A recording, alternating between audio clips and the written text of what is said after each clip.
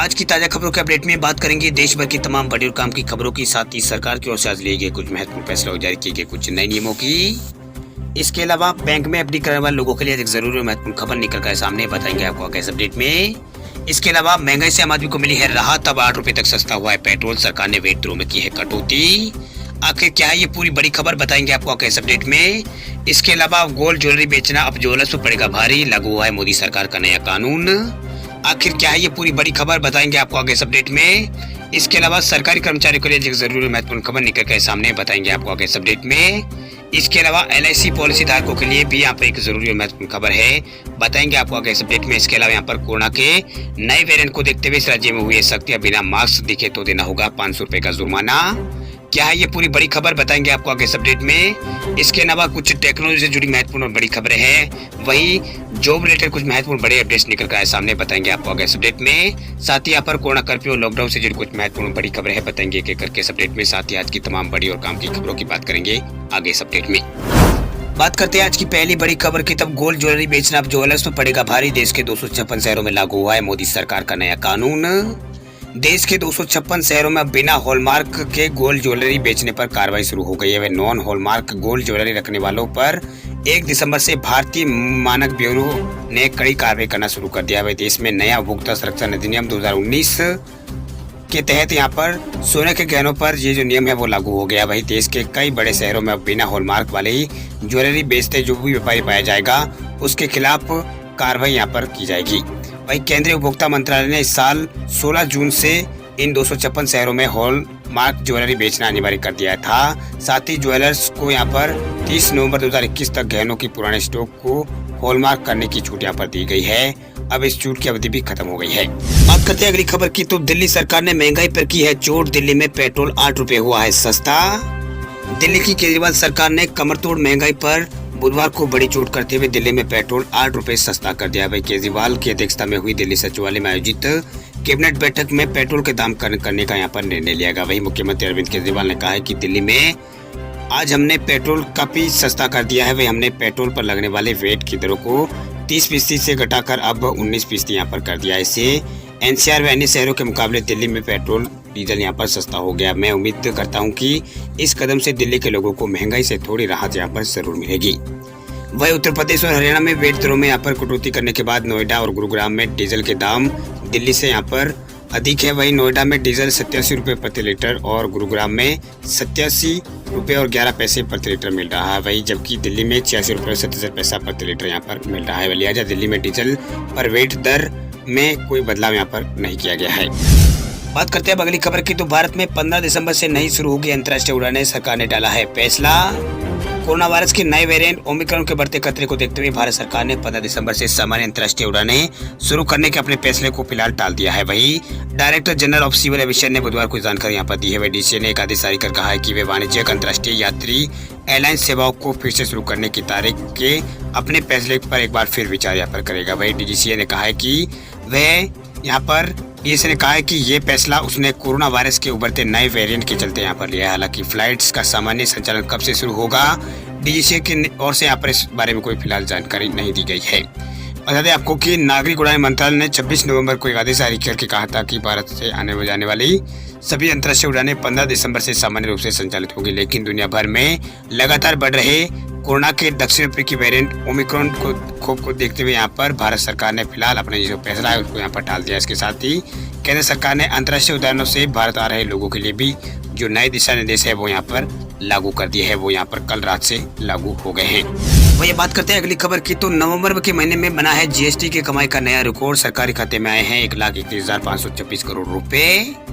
इस साल नवंबर महीने में सरकार को GST से बम्पर कमाई हुई है। सरकार के मुताबिक नवंबर में GST 1,31,526 करोड़ रुपए की आय GST से हुए हुए। GST की ये राशि दूसरी अब तक की सबसे बड़ी राशि है। इससे पहले रिकॉर्ड स्तर पर अप्रैल महीने में सरकार को GST से 1,41,000 करोड़ रुपए से ज्यादा की कमाई यहाँ पर हुई थी।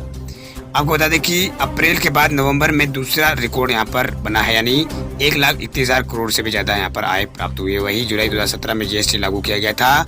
इसके बाद दूसरी बार जीएसटी कनेक्शन में रिकॉर्ड ये जो है वो कायम यहाँ पर हुआ है। देश में जैसे जैसे आर्थिक व्यवस्था पटरी पर लौट रही है वैसे वैसे कल कारखाने और काम धंधे जोर पकड़ रहे हैं। इसी का नतीजा है कि जीएसटी कनेक्शन में नवंबर में दूसरी बार एक बार फिर नया रिकॉर्ड यहाँ पर देखा जा रहा है। वही बात करते हैं अगली खबर की, तो आईसीआईसीआई बैंक ने एफडी की ब्याज दरों में किया है बदलाव। प्राइवेट सेक्टर के दिग्गज बैंक आईसीआईसीआई बैंक ने एफडी की ब्याज दरों में यहाँ पर बदलाव किया है। ये जो बदलाव है वो 7 दिनों से लेकर 10 साल तक की एफडी पर लागू हुआ है। वह बदलाव के बाद आईसीआईसीआई बैंक 7 से लेकर 14 दिनों में मैच्योर होने वाली फिक्स डिपॉजिट एफडी पर 2.5% ब्याज देगा। वही 15 से 29 दिनों की एफडी पर 2.5% की दर से ब्याज दिया जाएगा और 30 दिनों से 90 दिन में मैच्योर होने वाली एफडी पर 3% के हिसाब से ब्याज मिलेगा। वही 91 दिन से लगाकर 184 दिन के फिक्स डिपॉजिट पर आईसीआईसीआई बैंक 3.5% की ब्याज की पेशकश करेगा। वही 185 से 289 दिनों तक मैच्योर होने वाली फिक्स डिपॉजिट पर यहाँ पर 4.4% का ब्याज यहाँ पर बैंक की ओर से दिया जाएगा। बैंक की ओर से ये कुछ यहाँ पर जानकारी दी गई है। वही वरिष्ठ नागरिकों को नियमित ग्राहक के मुकाबले फिक्स डिपॉजिट पर 0.5% का अधिक यहाँ पर ब्याज मिलता है। ताजा बदलाव के बाद वरिष्ठ नागरिकों को 7 दिन से लेकर 10 साल में मैच्योर होने वाले एफडी पर 3% से लेकर 6.5% के आसपास ब्याज यहाँ पर मिलता है। वही बजाज फाइनेंस और एचडीएफसी ने जमा ब्याज दरों में किया है बदलाव। ऋण देने वाली बजाज फाइनेंस और यहाँ पर एचडीएफसी लिमिटेड ने जमा पर ब्याज दरों में बदलाव यहाँ पर कर दिया। ये बदलाव 5 साल की जमा दरों में किया गया है। बता दें आपको कि नई जमा दरें तुरंत यहाँ पर लागू हो जाएगी। वही मनी हनी के यहाँ पर फाइनेंशियल संस्थापक अनूप भैया ने कहा कि लगभग 2 वर्षों में पहली बार जब हुआ है, ये पहली बार है जब यहाँ पर जमा दरों में वृद्धि यहाँ पर की गई है। वही बजाज फाइनेंस ने 2 साल से 5 साल की अवधि के लिए कॉर्पोरेट जमा दरों में 30 बेसिस पॉइंट की वृद्धि यहाँ पर की है।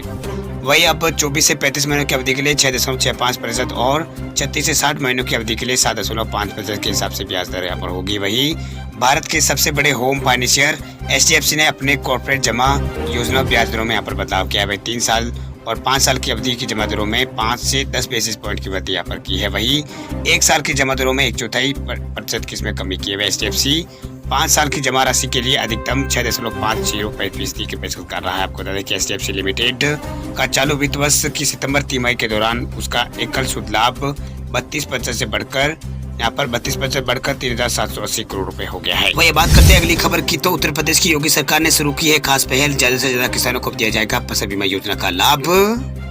किसानों के लिए केंद्र और राज्य सरकारें अपने अपने स्तर पर तमाम योजनाएं चला रही है। सरकारों की कोशिश यही है कि किसानों को नुकसान व लागत को कम किया जाए ताकि उनकी आमदनी में बढ़ोतरी हो। इसी तरह की एक योजना है प्रधानमंत्री फसल बीमा योजना।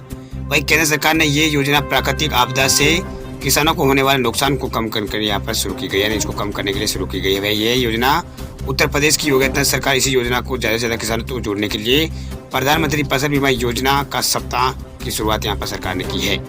वही उत्तर प्रदेश कृषि विभाग के अधिकारियों के मुताबिक प्रधानमंत्री जो फसल बीमा योजना है वो सप्ताह 1 दिसंबर से 7 दिसंबर तक यहाँ पर चलेगा। भारत सरकार की कोशिश है कि किसानों को इस योजना के बारे में ज़्यादा से ज़्यादा जानकारी यहाँ पर दी जाए, इसका लाभ के बारे में बताया जाए ताकि वो इसका लाभ यहाँ पर ले सके। बात करते हैं अगली खबर की, तो मध्य प्रदेश में कोरोना के नए मामलों को बढ़ते हुए देख नया नियम हुआ जारी। बिना मास्क मिलने पर लगेगा 500 रुपए जुर्माना। कोरोना वायरस के नए वेरिएंट ओमिक्रॉन के सक्रिय होते ही मध्य प्रदेश में फिर सख्ती यहाँ पर बढ़ने लगी है। वही भोपाल और इंदौर में कोरोना के केस फिर से बढ़ रहे हैं। इसी वजह से कोरोना से जुड़े प्रतिबंधों को 2 हफ्ते के लिए फिर से यहाँ पर लागू किया गया है। वही 17 नवंबर को राज्य में कोरोना संबंधी सभी प्रतिबंध को हटा लिया गया था। अब एक बार फिर गाइडलाइन जारी हुई है। वही भोपाल के बाजारों में बिना मास्क मिलने पर अब 100 की जगह 500 रुपए यहाँ पर जुर्माना वसूला जाएगा। इसी तरह इंदौर भोपाल एयरपोर्ट पर आने वाले यात्रियों के लिए यहाँ पर RT-PCR की जो रिपोर्ट है वो अनिवार्य यहाँ पर चाहिए। मतलब RT-PCR की जो नेगेटिव रिपोर्ट है वहाँ पर वो देना बहुत ही जरूरी यहाँ पर कर दिया गया है। वही बात करते हैं अगली खबर की, तो केंद्र सरकार ने पेंशनरों को दी है बड़ी राहत। अब 31 दिसंबर तक जमा करवा सकेंगे जीवन प्रमाण पत्र।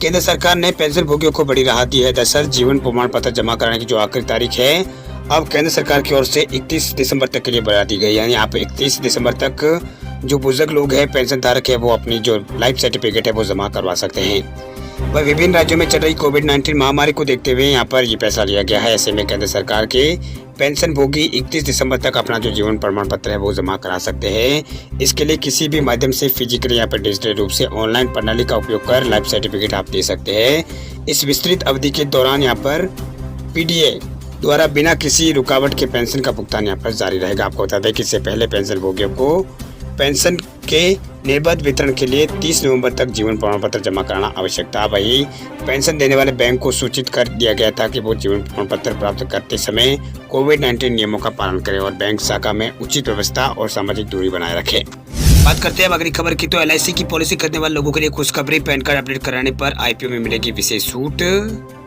जीवन बीमा निगम यानी LIC अपना सार्वजनिक प्रस्ताव या फिर IPO यहाँ पर लेकर आने वाली है। वह IPO आने से पहले LIC अपने पॉलिसी धारकों के नाम एक जरूरी सूचना LIC ने यहाँ पर दी है। LIC ने कहा है कि सभी पॉलिसी होल्डर अपना तुरंत जो पैन कार्ड है उसे अपडेट करा ले ताकि उन्हें जो IPO में हिस्सा लेने में यहाँ पर मौका मिल सके। वही प्रस्तावित प्लान के मुताबिक कुल IPO का 10% हिस्सा पॉलिसी होल्डर के लिए रिजर्व यहाँ पर होगा, लेकिन इसका फायदा तभी मिलेगा जब अपना पैन कार्ड आप उसमें अपडेट करेंगे। वह LIC ने एक पब्लिक नोटिस में कहा है कि IPO में हिस्सा लेने के लिए पॉलिसीधारक को यह सुनिश्चित करना होगा कि LIC के रिकॉर्ड में उनका जो पैन कार्ड वो उससे लिंक होना चाहिए, उसे अपडेट यहाँ पर होना चाहिए।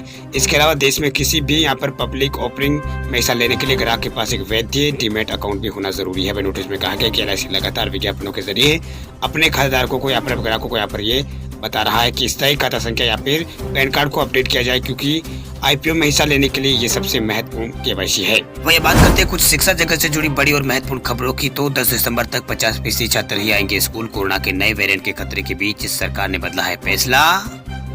कोरोना के नए वेरिएंट के खतरे को देखते हुए तमाम राज्य सरकारें एहतियात बरत रही है। इस बीच हरियाणा में पूरी क्षमता के साथ 1 दिसंबर से फिर से स्कूलों को खोलने के फैसले को सरकार ने फिलहाल टाल दिया है। वही सरकार ने फैसला लिया है कि अब पहले की तरह ही 50% छात्र ही स्कूल आ सकेंगे। वही शिक्षा मंत्री कुंवरपाल सिंह ने कहा है कि प्रदेश सरकार 10 दिसंबर को फिर से समीक्षा कर आगामी निर्णय लेगी।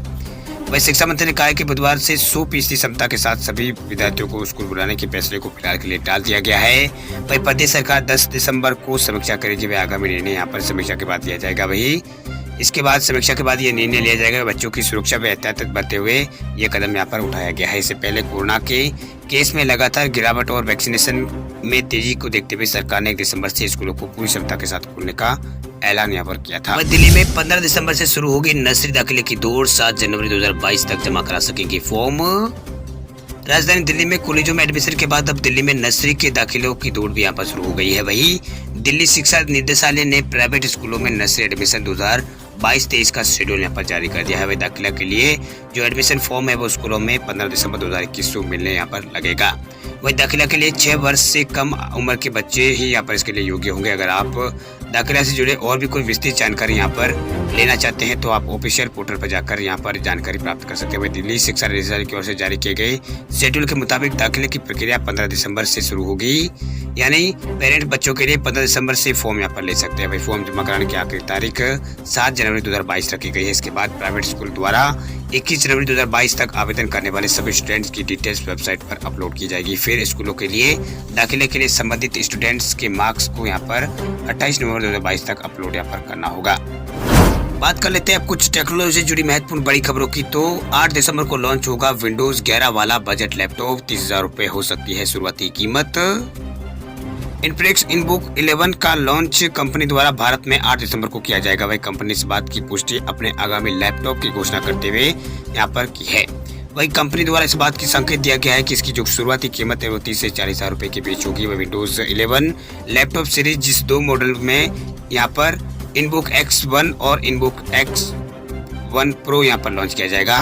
इसमें 512 GB तक यहाँ पर NVMe स्टोरेज और 16 GB रैम तक यहाँ पर इसमें दी जाएगी। इसमें माइक्रोफोन और कैमरे के लिए यहाँ पर लैपटॉप चांसेस हार्डवेयर स्विच भी यहाँ पर इसमें अंदर होंगे।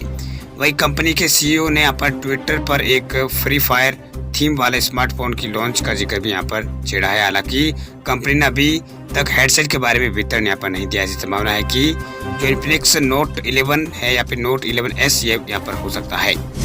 वही बात करते हैं अगली खबर की, तो ट्विटर ने बिना सहमति के व्यक्तिगत तस्वीर और वीडियो साझा करने पर लगाई है रोक। ट्विटर की कमाल समाते ही पराग अग्रवाल एक्शन में यहाँ पर दिखने लगे हैं। वही ट्विटर के CEO पराग अग्रवाल ने मंगलवार को ट्विटर को लेकर नए नियम लागू कर दिए। वही नए नियमों के मुताबिक कोई भी यूजर्स किसी अन्य की फोटो या फिर वीडियो उनकी सहमति के बिना साझा नहीं कर पाएगा। वही ट्विटर के अनुसार कंपनी ने ये कदम उत्पीड़न को देखते हुए यहाँ पर बनाया है, यानी जो नियम है इसको यहाँ पर उत्पीड़न को देखते हुए यहाँ पर लिया है। वही ट्विटर का कहना है कि उत्पीड़न विरोधी नीतियां और अधिक मजबूत बनाने के कारण ये कदम उठाया गया है। वही ट्विटर के नए नियमों के तहत जो व्यक्ति पब्लिक फिगर नहीं है वह अपनी तस्वीर या फिर वीडियो को हटाने के लिए कह सकता है, जिनको शेयर करने के लिए उनकी सहमति नहीं देगी। हालांकि ट्विटर ने साफ कर दिया है कि पब्लिक फिगर वाले लोगों को ये सुविधा नहीं मिलेगी। वही ट्विटर की नई नीति में निजी जानकारियों को उजागर करने की धमकी देना और दूसरों को ऐसा करने के लिए प्रोत्साहित करना भी गोपनीय नीतियों में शामिल है।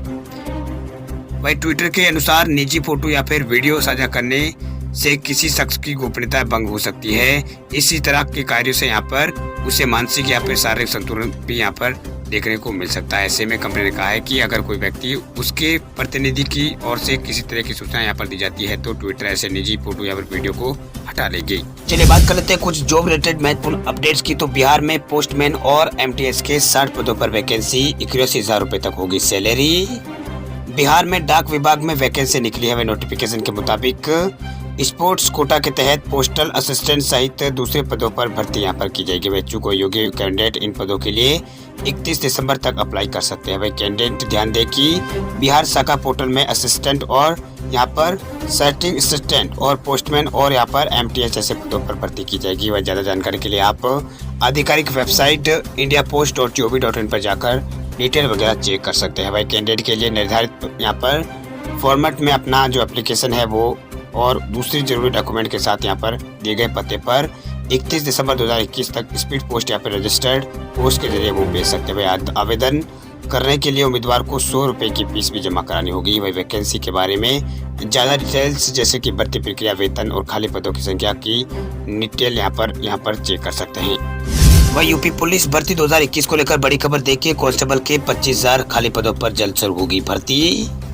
यूपी पुलिस विभाग में भर्ती होने का सपना देख रहे युवाओं के लिए अच्छी खबर निकल कर आई। दरअसल उत्तर प्रदेश पुलिस विभाग में अब बम्पर भर्तियां निकलने वाली है। वही मीडिया रिपोर्ट्स के मुताबिक यूपी पुलिस में सिपाही के कुल 29,000 पद अभी फिलहाल खाली है, जिनमें उत्तर प्रदेश पुलिस भर्ती पदोन्नति बोर्ड द्वारा 25,000 कांस्टेबल पदों के लिए वैकेंसी यहाँ पर निकाली जा सकती है। ऐसे में यूपी के युवाओं को जल्द ही पुलिस विभाग में जाने का सुनहरा मौका है जो यहाँ पर मिल सकता है।